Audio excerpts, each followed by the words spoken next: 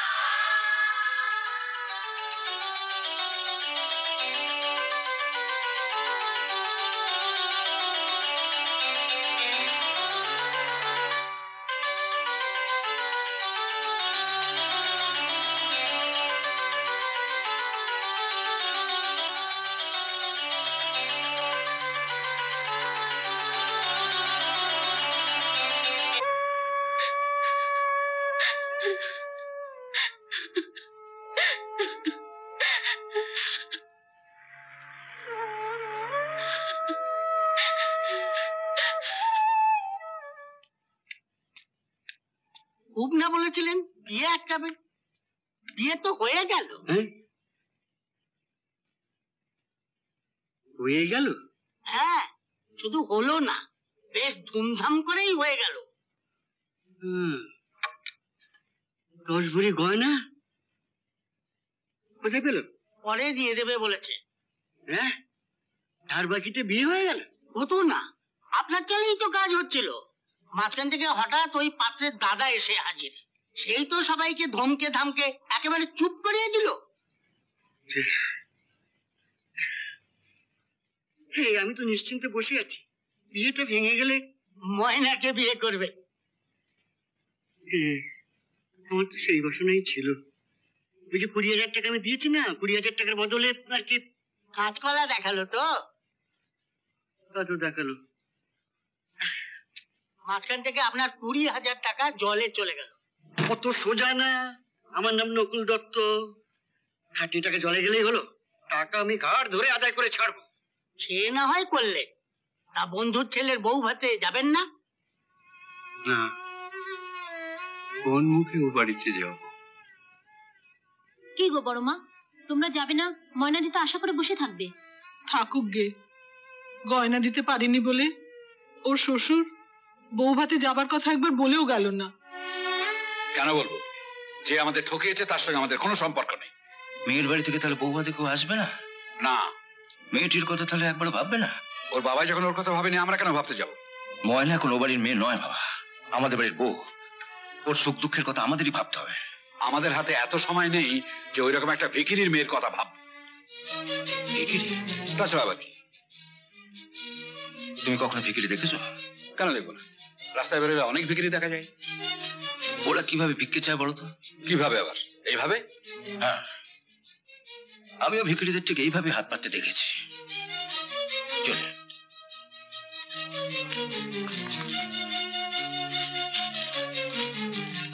আচ্ছা বাবা, তুমি যখন ময়নার বাবার কাছ থেকে 20,000 টাকা নিয়েছিলে, কিভাবে হাত পেতেছিলে মনে আছে? কেন মনে থাকবে না? এইভাবে। হ্যাঁ, রাস্তার ভিখিরিরা ঠিক ওইভাবেই হাত পাতে। হাত লুকোলে কি হবে বাবা? চরিত্র তো লুকোতে পারলে না। শুধু তুমি একা নও বাবা, আমাদের দেশে বেশিরভাগ ছেলের বাবাই যতই ভদ্রলোকের পোশাক পরুক না কেন, ছেলের বিয়ে দেওয়ার সময় কিনা যেন ভিখিরি ভিখিরি হয়ে যায়। গরিব ভিখিরি ভিক্ষে করে পেট চালাবার জন্য, আর তোমরা ভিক্ষে করে স্ট্যাটাস বজায় রাখার জন্য। ভিখিরির আবার স্ট্যাটাস?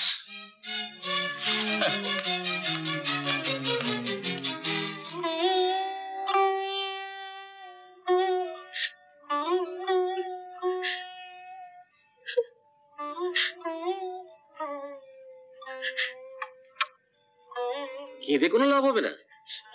বাবাকে চিঠি দাও, 1 মাসের মধ্যে যেন সমস্ত গয়না দিয়ে যান। তুমি একটু বাইরে যাও তো মেজো ঠাকুরপো, যা ব্যবস্থা করার আমরা করছি। আসুন বাবা।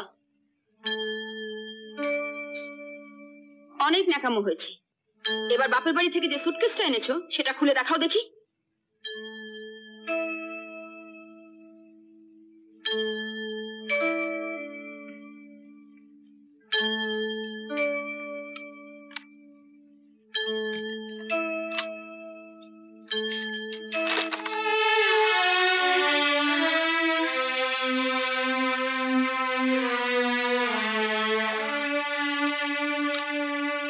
এগুলোর আর কি দাম হবে? নেই মামার চেয়ে কানা মামা ভালো বাবা। তা অবশ্য ঠিক। শোনা, এগুলো আমরা নিয়ে যাচ্ছি। তোমার বাবা গয়নাগুলো দিলে এগুলো ফেরত পাবে, বুঝেছ?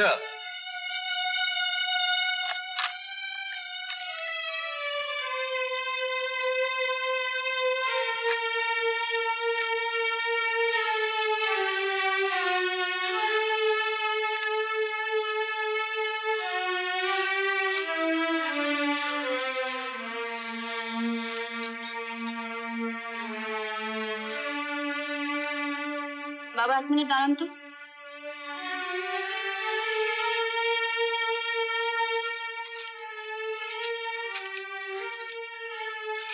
এগুলো কি সোনার? জানতাম। তা শাড়িটা তো বেশ ভালোই। শোনো, আমি কয়েকটা শাড়ি তোমাকে পাঠিয়ে দিচ্ছি, ওগুলোর মধ্যে থেকে একটা পরে এই শাড়িটা আমার ঘরে দিয়ে আসবে, বুঝেছো? চলুন বাবা।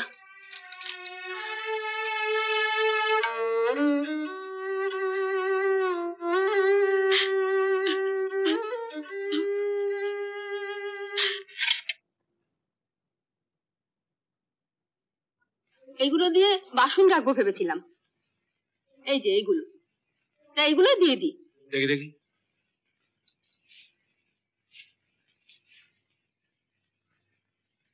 ঠিক আছে না? হ্যাঁ হ্যাঁ, ঠক জচ্চরে মেয়ে এর থেকে ভালো শাড়ি আর কি পরবে। যাও, এগুলো দিয়ে ওর পরনের শাড়িটা খুলে নিয়ে এসো।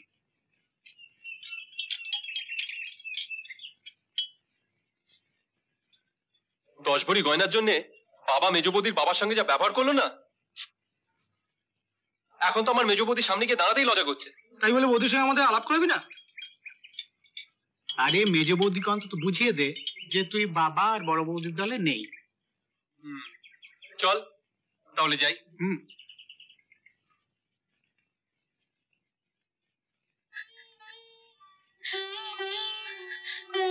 মেজবৌদি, আমার বন্ধুরা তোমার সাথে আলাপ করতে এসেছে। মেজবৌদি, মেজবৌদি। ওদের তুমি নিয়ে চলে যাও। কেন, তুমি একবার ঘুরতে পারছো না? কি হলো মেজবৌদি, ঘোরো।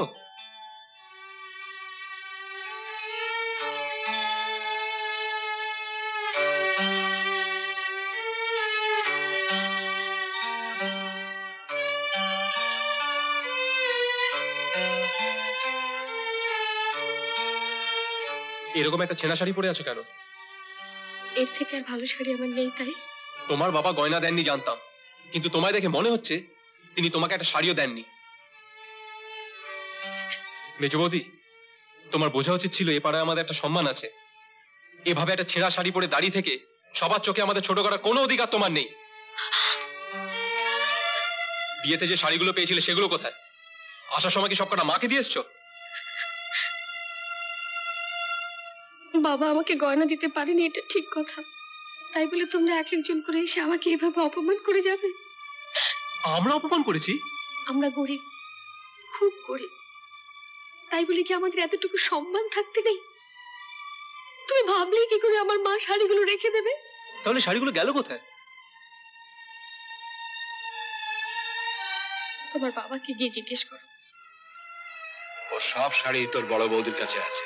মেজ বৌদির শাড়ি বড় বৌদির কাছে কেন? আমাকে জিজ্ঞাসা না করে তোর মেজ বৌদির বাবাকে গিয়ে জিজ্ঞেস কর, দেবে বলে 10 ভরি গয়না দেয়নি কেন?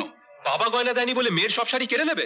এখন তো শুধু শাড়ি কেড়েছি, বউ ভাতের পর দেখবি ওই গয়নার দাম সুদে আসলে আমি কি করে আদায় করি। সব ভাগ করে পাপ পেয়েছি একটা। কিছু বললি না, যা বলার পর্দা এসে বলবে। তোর বর্দা কোথায় গেছে? তুমি কিছু মনে করো না বাবা, যতদিন না ওই 10 ভরি গয়নার ব্যবস্থা করতে পারছি ততদিন আমরা তোমাদের বাড়িতে যেতে পারবো না। বলছিলাম কি, মেয়ের মুখের দিকে তাকিয়ে অন্তত চলুন। ময়নাও নিশ্চয়ই চাইবে না যে ওর শ্বশুর বাড়িতে বাবা মার মাথাটা নিচু হয়ে যায়। তোমার মতো দেবতুল্য ভাসুর পেয়েছে, মেয়েকে নিয়ে আমাদের আর কোনো চিন্তা নেই। আমি কিন্তু অনেক আশা নিয়ে এসেছিলাম। তুমি বুদ্ধিমান ছেলে, নিশ্চয়ই বুঝতে পারছো কতখানি নিরুপায় হয়ে আমরা ময়নাকে বলো আমরা ভালো আছি, আমাদের জন্য চিন্তা না করে ও যেন সংসারের কাজে মন দেয়। তাহলে আমি আসি। এসো এসো বাবা, এসো।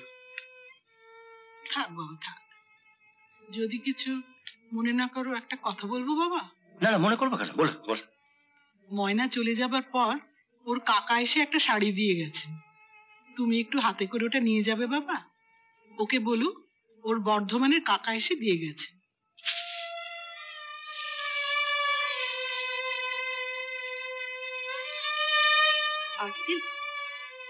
বাহ, সুন্দর শাড়িটা তো। যাও ময়নাকে দিয়েছো, বল ওর বর্ধমানের কাকা ওকে দিয়েছে।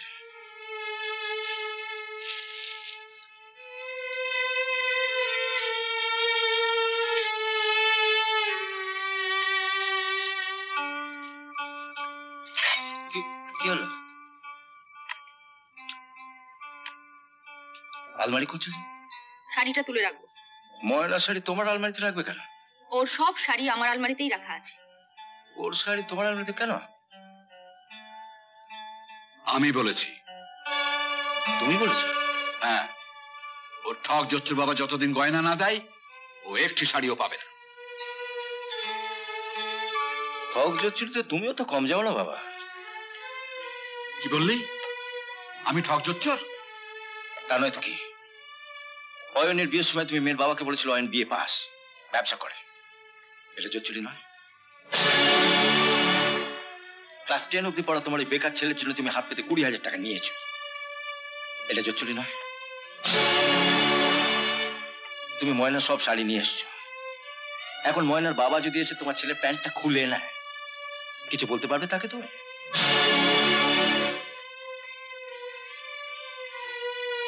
দাও শাড়িগুলো দাও। ওদিকে কি দেখছো? শাড়িগুলো দাও। আর শত্রু বিভীষণ, দিয়ে দাও শাড়িগুলো। দাঁড়াও, তোমার বড় বৌমাকে যখন শাড়ি দেবার এতই শখ, তখন ও বাড়ি থেকে জচ্চুরি করে যে 20,000 টাকা এনেছো, সেখান থেকে কিছু নিয়ে 2-1টা শাড়ি কিনে দিও, এতে তোমার বিভীষণ পুত্র খুশি হবে।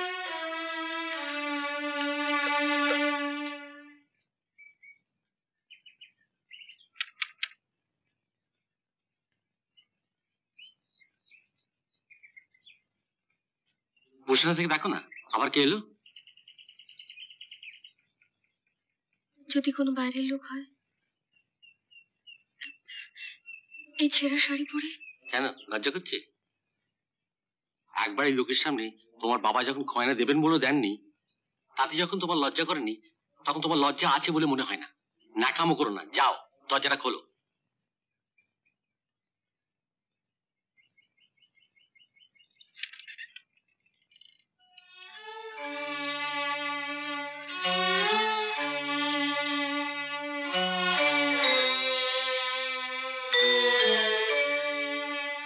আমি তোমার দাদার মতো, আমাকে দেখে ঘুমটা দিতে হবে না।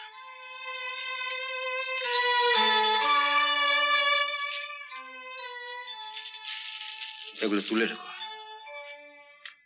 বাবা শাড়ি ফেরত দিল? তার মানে তুমি ও বাড়ি থেকে গয়না নিয়ে এসছো? হ্যাঁ,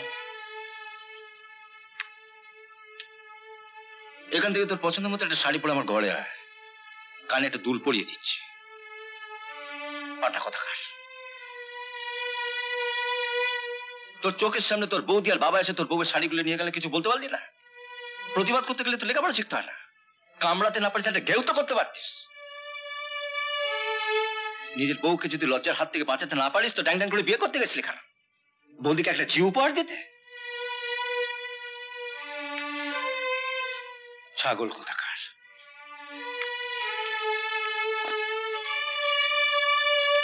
দাদার কথায় কান দিও না, চাকরি ফেলে দাদা তোমায় পাহারা দেবে না।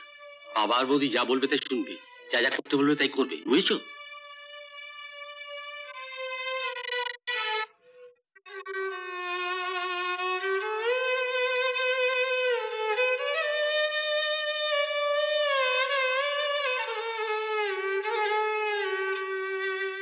এ তোর কি হলো রে পূজা? একটা কাপও ভাঙছিস না। কাপ ডিশ কি ভাঙবো বড় মা, বুকটাই আমার ভেঙে গেছে।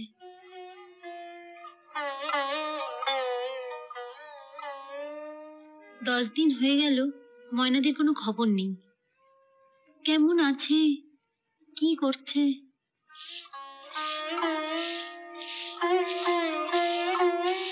আমার শাড়ি দুটো কেচে দিতে বলেছিলাম। উঠোনটা ঝাড় দিয়েই কেচে দিচ্ছি। পরে ঝাড় দেবে, আগে শাড়ি দুটো কেচে দাও। শাড়িগুলো তাকে লন্ড্রিতে পাঠাতে, এখন বাড়িতে কাচাচ্ছ। দাদাকে তাহলে ফতুর করে এনেছো? দাদা ফতুর হবে কেন? ওর বাবা গয়না দেবে বলে দেয়নি। 10 ভরি গয়নার দাম কিছু না হোক 50,000 টাকা। ওই পুরো টাকাটা ওকে গায়ে গতরে খাটিয়ে তুলবো। কাজের মেয়েটাকে তাড়িয়েছো, ঠিকই ঝিটাকে তাড়িয়েছো, আর কত অত্যাচার করবে মেজবৌদির ওপরে? যতদিন না ওই 50,000 টাকা শোধ হয়। হিসেবটা কে রাখছে? কেন আমি রাখবো? তুমি? হ্যাঁ, তাও অবশ্য তুমি পারবে। ঝিয়ের কাজ ভালো জানা না থাকলে তো ঝিয়ের কাজে হিসেব রাখা যায় না। শুনেছি বিয়ের আগে তুমি নাকি ওই ঝি ইউনিয়নের সেক্রেটারি ছিলে, তাই ওদের রেটটা তোমার ভালো জানা আছে। কি বললে? বললাম মেজ বৌদি নেহাত মেজদার বউ, তাই ওর পেছনে লেগে তুমি পার পেয়ে গেলে। যদি আমার বউয়ের পেছনে লাগতে। কি কি করতে শুনি? শুধু শাড়ি নয়, শাড়ি শুধু তোমাকে আগে গরম জলে সোডা দিয়ে সেদ্ধ করতাম, তারপর সার্ফ দিয়ে নয়, গোল গোল বাংলা সাবান আছে না, ওই বাংলা সাবান দিয়ে তোমাকে পার কত ভালো করে রোগড়ে ধোপার মতো মাথার উপর তুলতাম আর আছড়াতাম, তুলতাম আর আছড়াতাম। ঠাকুরপো, আসুক আজ তোমার বর্দা। কি করবে? নালিশ? বর্দা মেজদার মতো অপদার্থ নয় যে তোমার কথা শুনে আমার বিচার করতে বসবে। কি বললে? মেজদা অপদার্থ? তোমার আর বৌদির সামনে চয়ন আমাকে অপদার্থ বলেছে? তুমি কি মনে করো আমি অপদার্থ?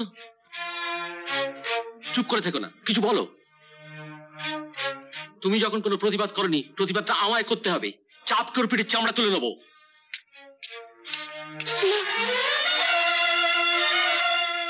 সরে যাও। না, তুমি ঠাকুরপোকে কিছু বলবে না। ও আমায় যা ইচ্ছে তাই বলবে, আর আমি কিছু বলবো না?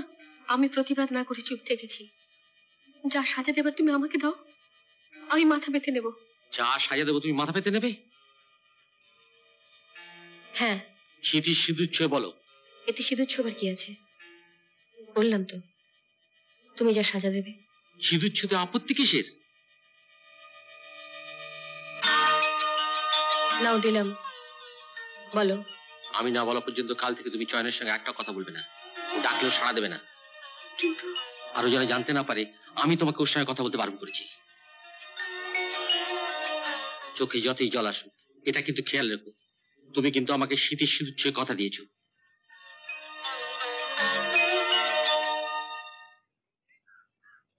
মেজ বৌদি, ও মেজ বৌদি, মেজ বৌদি।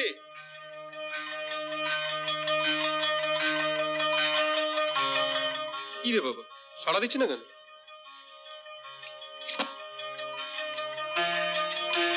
কি গো, কখন থেকে ডাকছি, সাড়া দিচ্ছ না কেন? এক কাপ চা হবে?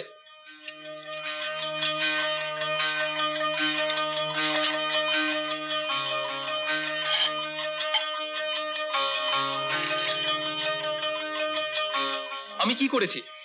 তুমি আমার সাথে কেন কথা বলছো না? কি হলো? হ্যাঁ,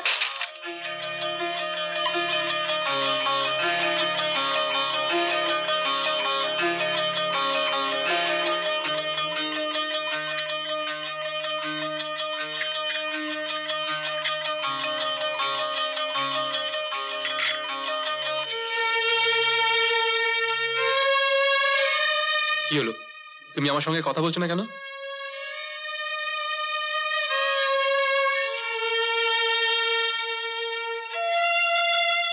নিকুচি করেছো তোমার চায়?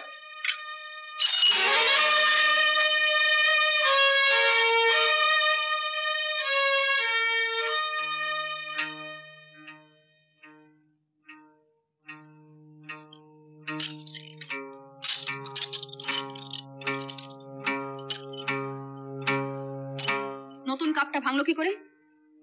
কি হলো, চুপ করে আছো যে? হাত ফসকে পড়ে গেছে। কোন লাট সাহেবের বেটি এসেছো যে একটা কাপও ঠিক মতো ধরতে পারো না? বাবাকে চিঠিতে লিখে দিও, যেদিন 10 ভরি সোনা নিয়ে আসবে সেদিন তোমার ভাঙার জন্যও যেন 10খানা কাপ প্লেটও সঙ্গে করে নিয়ে আসে।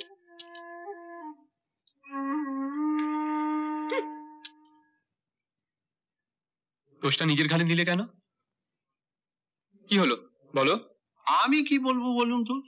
নগদ 20,000 টাকা দিতে হবে শুনেই তো আমি আপত্তি করেছিলাম, আপনি তো হুট করে ব্যাগ থেকে টাকাটা বার করে দিলেন। ঠিক আছে, কিন্তু কাজটা কি খারাপ হলো?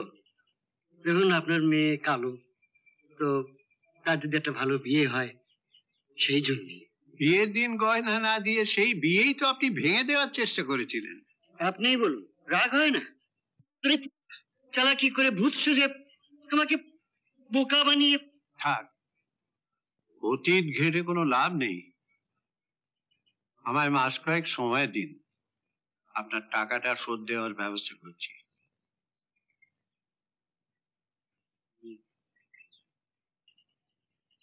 কর্তামশাই, ময়নার জন্য 10 ভরি গয়না দিতে হবে, আবার 20,000 টাকার ব্যবস্থাও করবেন। একটু বেশি চাপ পড়ে যাবে না? আপনাদের ভয়ের কোনো কারণ নেই। আমার কিছু না থাক, এই বসত বাড়িটা আছে।